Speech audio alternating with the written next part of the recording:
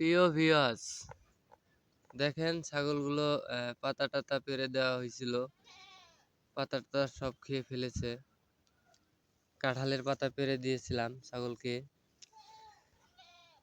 সেই পাতাগুলো খেয়ে সাবার করে ফেলেছে। বর্তমান ঘাসের খুব সংকট, তাই ঘাস দিতে পারি নাই। মাঝে মাঝে ঘাস দেওয়া হয়, মাঝে মাঝে আবার গাছের